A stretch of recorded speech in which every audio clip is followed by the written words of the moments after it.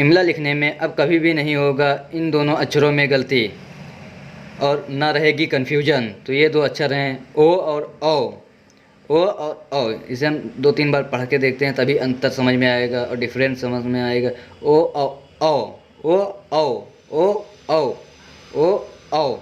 इसे इससे कुछ हम शब्द देख लेते हैं जो इन अक्षरों से बने हैं, जैसे ओखली, औखली, ओखली और औखली, ओखली और औखली। आपको अंतर समझ में आ ही रहा होगा। जैसे ओखली तो ओ लग रहा है, और औखली, औखली, ओखली, औखली, ओखली, ओखली, औखली। तो आपको अंतर दिख रहा होगा। ऐसे और होता है औरत, औरत, औरत होता है, जैसे औरत, औरत, औरत, औरत, औरत। जैसे और, और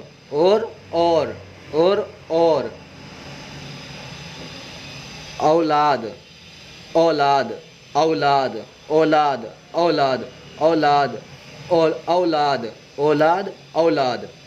जैसे और शब्द हैं, जैसे औजार, औजार, औजार, औजार। जैसे सही शब्द तो औजार है, लेकिन इसे हम अंतर करने के लिए औजार, इन दोनों को आप ध्यान से देखेंगे तभी अंतर समझ में आएगा। तो ये इसी अक्षर से सब बनने वाले शब्द थे, लेकिन अब ये स्वर के अक्षर हैं जो इनका मात्रा होता है तो व्यंजन के शब्दों में लगता है। तो व्यंजन के शब्दों को पढ़ेंगे और इन दोनों मात्राओं की कन्फ्यूजन दूर करेंगे, जिससे हमें कन्फ्यूजन रहती है कहाँ पे ओ की मात्रा लगेगी और कहाँ पे ओ की मात्रा लगेगी।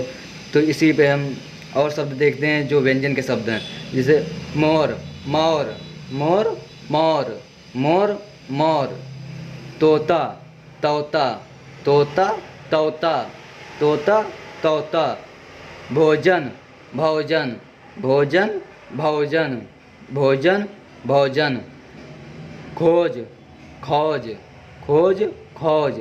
अंतर आपको समझ में आ रहा होगा, कहने से ही पता चल रहा है। खोज, खोज, खोज, खोज। Note, note, note, note, note, note. सोना, सोना, सोना, सोना, सोना। तो ये कुछ ओ से रिलेटेड शब्द थे जिनमें हम कन्फ्यूजन होती है, जिसमें लिखने में, इमला लिखने में। और अगर ना समझ में आए तो वीडियो दोबारा देखिए। अगर आप लिखते हैं, लिखकर समझेंगे तो ज़्यादा बेहतर रहेगा, उसमें ज़्यादा समझ में आता है। तो आप ज़्यादा कोशिश करें लिखकर समझें।